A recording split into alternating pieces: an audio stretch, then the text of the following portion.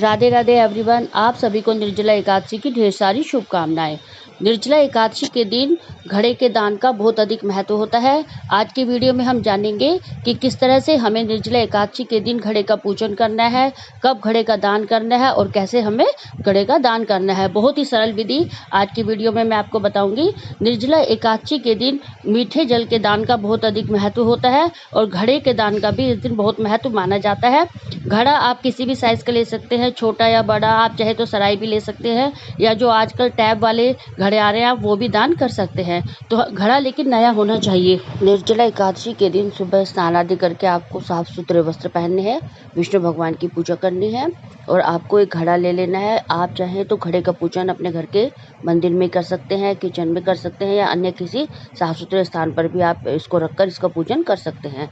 इसे हमें अच्छे से धो लेना है घड़े को और इसे साफ स्वच्छ जल से भर लेना है। पीने वाला पानी हमें इसमें भरना है, जो जल हम स्वयं पीते हैं उसे भरने के बाद हम इसमें थोड़ा तुलसी दल डाल देंगे और तुलसी दल डालने के बाद हमें मीठे जल का इस दिन दान करना होता है। अगर हम पूरे घड़े में ज़्यादा चीनी डालेंगे तो घड़ा खराब होने का डर रहता है, तो हम इसमें 2 दाने हमें इसमें चीनी के डालने हैं। बाकी जो चीनी आपको दान करनी है वो आप अलग से घड़े के ऊपर रख सकते हैं, लेकिन इसमें ज़्यादा नहीं, सिर्फ 2 दाने ही हमें डालेंगे। उसके बाद हमें घड़े के कंठ पर कलावा बांधना है। कलावा जब हम बांधे तो हमें इस बात का ध्यान रखना है कि कलावे में हमें गांठ नहीं लगानी है। तो 4 से 5 बार ऐसे लपेटते हुए हमें इस पर कलावा बांध लेंगे। उसके बाद हमें इसे तिलक करना है घड़े को। अगर आप घड़े को किसी आसपास किसी व्यक्ति को देना चाहते हैं तो कई बार ऐसा होता है कि जब हम इस पर स्वास्तिक बना दें तो वे लेने में आनाकानी करते हैं, तो हम इस पर तिलक करेंगे। लेकिन अगर आप घड़े को मंदिर में दान करना चाहते हैं तो आप इस पर जो है स्वास्तिक बना सकते हैं। स्वास्तिक हम रोली से भी बना सकते हैं या फिर हम चंदन से इसके ऊपर स्वास्तिक बना लेंगे। स्वास्तिक बनाने के बाद हमें इस घड़े को सराय से या किसी कटोरी से ढकना है और जो भी बर्तन से हम ढके उसे हमें चीनी से भर लेना है। अगर आप चीनी ज़्यादा दान करना चाहते हैं, 1.25 किलो, 2 किलो, 1 किलो, तो आप वो अलग से पूजा के स्थान पर रख सकते हैं और उसे दान कर सकते हैं।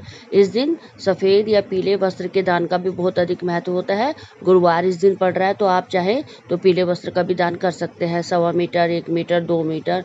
तो मैंने इसके ऊपर रख लिया है। आप चाहे तो तौलिया दान कर सकते हैं, आप चाहे तो चुन्नी या अंगोछा, इस तरह से भी आप जो है वो दान कर सकते हैं।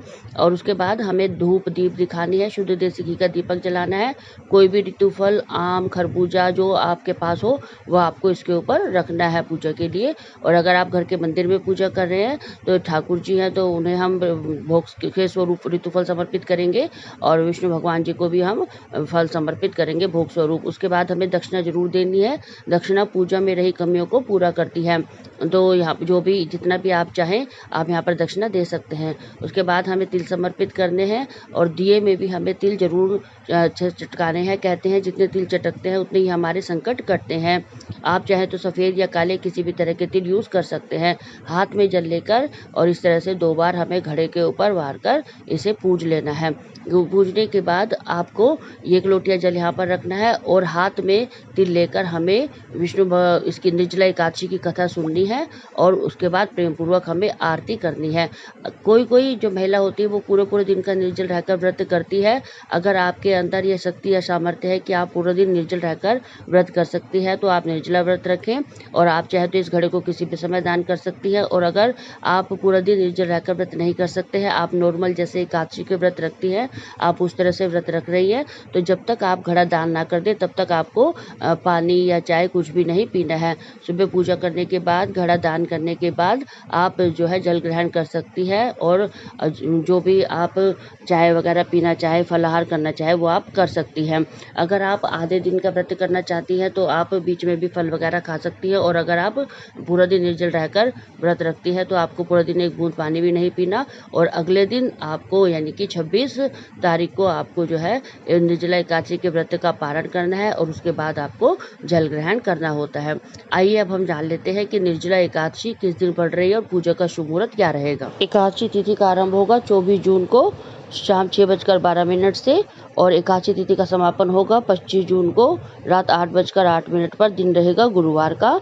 तो 25 जून 2026 दिन गुरुवार को एकादशी मनाई जाएगी और पारण जो हमें करना है अगले दिन वो करना है हमें 26 जून 2026 को सुबह 5:25 से 8:13 के बीच में। 25 जून को आप जिस दिन चाहे सुबह से लेकर शाम तक आप घड़े का दान कर सकती हैं और जो भी आप दान करना चाहती हैं वो आप कर सकती हैं। हम महिलाएं घर में कैसे तीज त्योहार मनाती हैं और भी अन्य धार्मिक कथाएं और कहानियां सुनने के लिए मेरे चैनल को लाइक करें, शेयर करें, सब्सक्राइब करें।